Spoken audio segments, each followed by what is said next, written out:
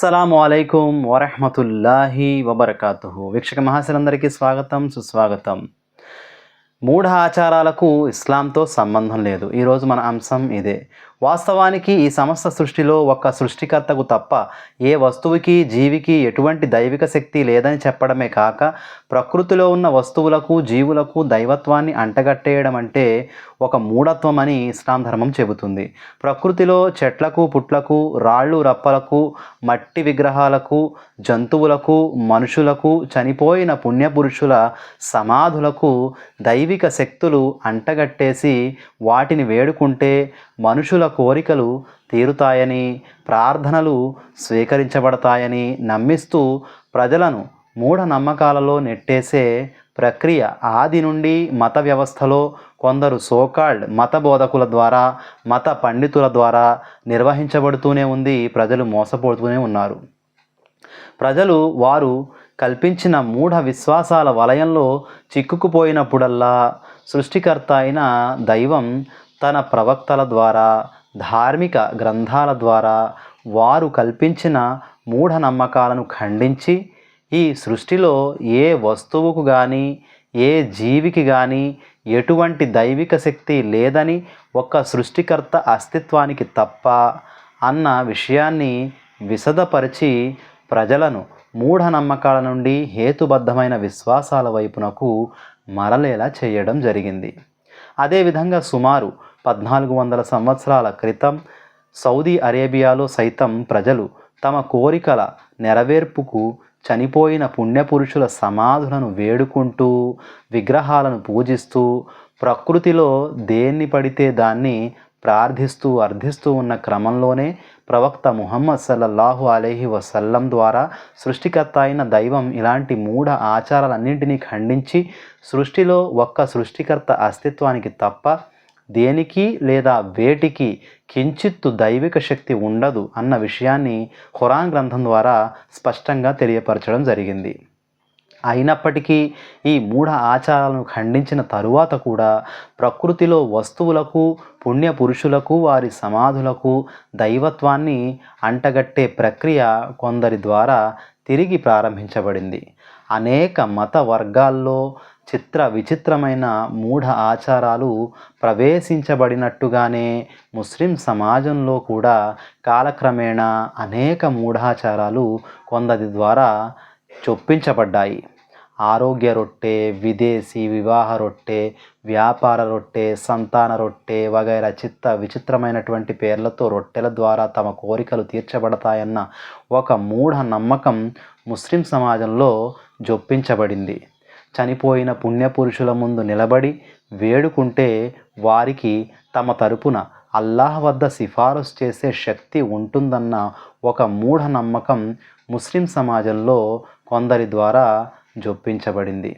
పీర్ల పేరుతో ఇత్తడి పళ్ళాల వంటి వాటిని కర్రలకు తొడిగి రోడ్లపై ఊరేగిస్తూ పండుగ మాదిరిగా జరుపుకోవడమే గాక ఆ ఇత్తడి పళ్ళాలను లేక పీర్లను పూజించే మరొక మూఢాచారం కొందరి ద్వారా ముస్లిం సమాజంలో ప్రవేశపెట్టబడింది.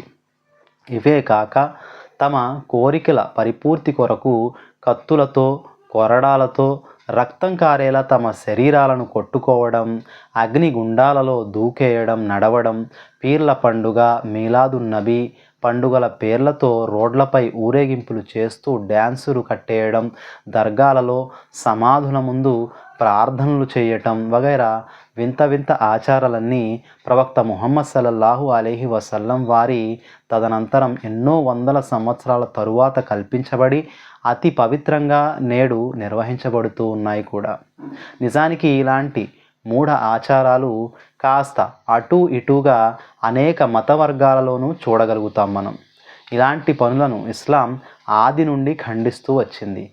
ఎందుకంటే ఒక్క సృష్టికర్తకు తప్ప సృష్టిలో దేనికి కూడా లేదా వేటికి కూడా మనుషుల కోరికలు నెరవేర్చే దైవిక శక్తి ఉండదని, ఒక్క అల్లాహ్ను వదిలి తమ కోరికల నెరవేర్పుకు సృష్టిలో ఉన్న వస్తువులను, పుణ్యపురుషులను వేడుకోవడం ఒక మూఢనమ్మకమని ఖురాన్ గట్టిగా తాకీదు చేస్తుంది. అల్లాహ్ను వదిలిపెట్టి నీకు లాభాన్ని కానీ నష్టాన్ని కానీ కలిగించలేని ఏ శక్తిని నీవు వేడుకోకు. ఖురాన్ గ్రంథం 10వ అధ్యాయం 106వ ఆయత్. ఖురాన్ ఆదేశం ఇదే అయినప్పుడు కోరికల నెరవేర్పు కొరకు రొట్టెలను ఆశ్రయించడం మూఢనమ్మకం అవుతుంది. ఇంకా కోరికల నెరవేర్పు కొరకు సమాధుల ముందు వేడుకోవడం ఏదైతే ఉందో ఇది కూడా ఒక మూఢనమ్మకమే అవుతుంది. కోరికల నెరవేర్పుకు ఇత్తడి పళ్ళాలను లేక పీర్లను ప్రార్థించడం ఏదైతే ఉందో ఇది కూడా మూఢనమ్మకమే అవుతుంది.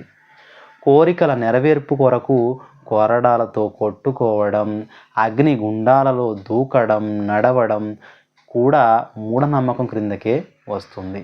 కోరికల నెరవేర్పు కొరకు తాయెత్తులకు ఏవో మహిమలు ఉంటాయని నమ్మి కట్టుకోవడం కూడా ఒక మూఢనమ్మకం క్రిందకే వస్తుంది.